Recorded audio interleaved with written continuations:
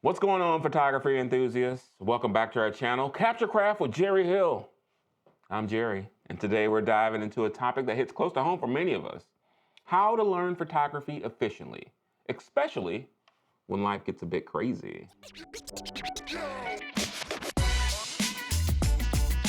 All right, let's face it. We all have busy lives, work, family, other commitments. It's a lot to juggle, but fear not, because today I've got some great game-changing tips on how to make your learning journey not just effective, but also achievable in the midst of your bustling schedule. Create your learning space. It doesn't have to be fancy. A cozy corner, a spot at your favorite cafe, or even a quiet park bench. Find a place where you can focus without distractions. Your own little haven of knowledge. Now let's talk about goals. I get it, life's unpredictable, but setting realistic, achievable goals is key. Maybe it's mastering a new technique this week, or taking a short course online. Break it down into bite-sized chunks. It'll make it easier. And here's a secret weapon. Instead of overwhelming yourself with a marathon session, opt for bite-sized lessons. It could be a quick tutorial during your lunch break, or a photo editing session before bed. Remember, it's not about the quantity, it's about the quality of your learning time.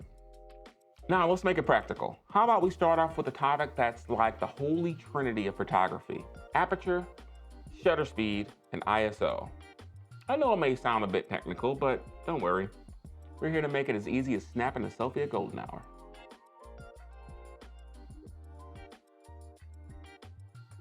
First off, let's talk about aperture. It's like the magical eye of your camera that controls how much light gets in, and more importantly, the depth of field. A big aperture, small number, think f2.8, gives you that dreamy background blur. Small aperture, big number like f20, brings more of your scene into focus. Got it? Good.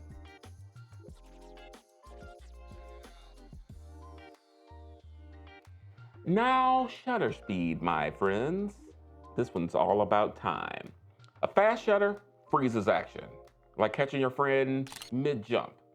Slow shutter lets in more light, but adds a bit more blur to moving subjects. It's like a time-traveling dance, but with your camera.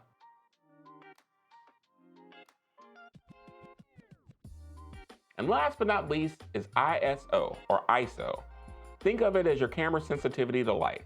A low I.s.o is perfect for sunny days. A higher I.s.o may help you out in dimly lit situations, but be careful.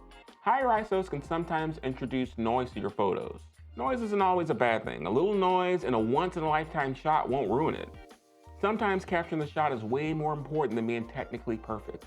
And in today's age of photography, there are a lot of tools that can help recover your image, especially if you're shooting raw. Now here's the fun part. Finding that sweet spot where all three, aperture, shutter speed, and I.s.o, come together like a photography orchestra. You want a well-lit, sharp photo? It's all about balance, my friend. But enough about theory, let's get hands-on. I got my trusty camera here, and we're gonna do some real-time adjustments to see how they affect the picture. Ready? Let's go. We're gonna start off with aperture. Aperture is an opening by which light enters the camera. And as we know, photography is all about light. First off, we're going to start with a small aperture, a small opening. Lets in very little light, and by default, you can see our scene is super dark. As we move to a large aperture, aka the large opening in our lens, it lets in much more light, and the larger the aperture, the smaller the depth of field. So, you can see that the clapperboard's in focus and the subject's out of focus.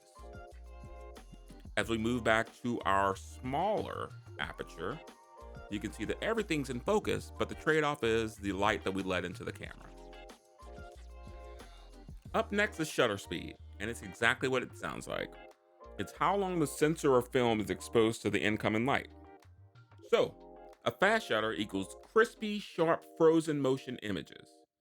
But as a trade-off, a fast shutter means that the sensor of the film is exposed for a shorter period of time to the incoming light.